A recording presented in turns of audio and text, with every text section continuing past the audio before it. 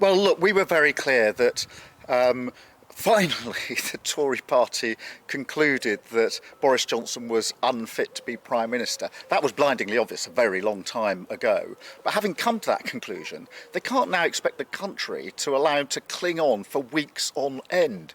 And so it's very important. We said that if they're not going to remove him themselves, and it looks like they're not, then we would step up in the national interest and bring this vote of no confidence.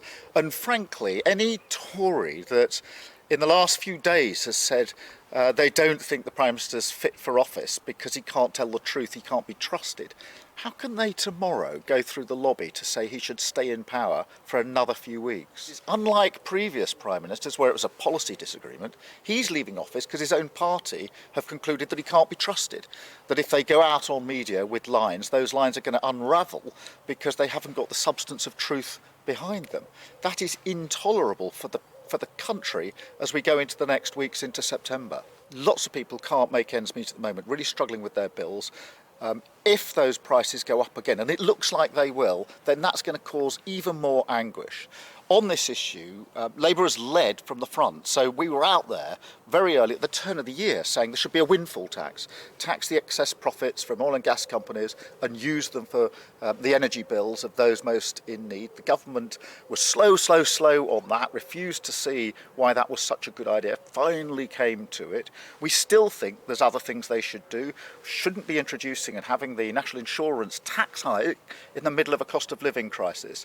And frankly, what we need is an emergency budget to look at those price rises and put in place the support package that is needed. What you're not hearing, by the way, from any of the Tory candidates is any practical measures to address the cost of living crisis. They're in this fantasy world of spending commitments, £330 billion of spending commitments, when they can't say where the money is going to come from. And I think for millions of people who are going to struggle this autumn, they'll be looking at this circus of Tory contenders, baffled as to whether they live in the real world. Well, we do think cutting VAT on energy bills is the right way forward. We don't think the national insurance tax should have been put in place, and an emergency budget will be an opportunity to deal with that. There are other things that need to be done.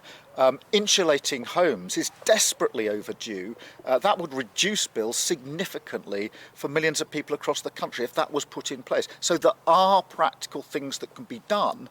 But unfortunately, we've got a government that is, absolutely asleep at the wheel now, dysfunctional, and millions of people who are struggling with their bills will be looking at what's going on, with bewilderment and real alarm that you've got a group of wannabe Tory leaders who are not even talking about the single most important issue facing the country.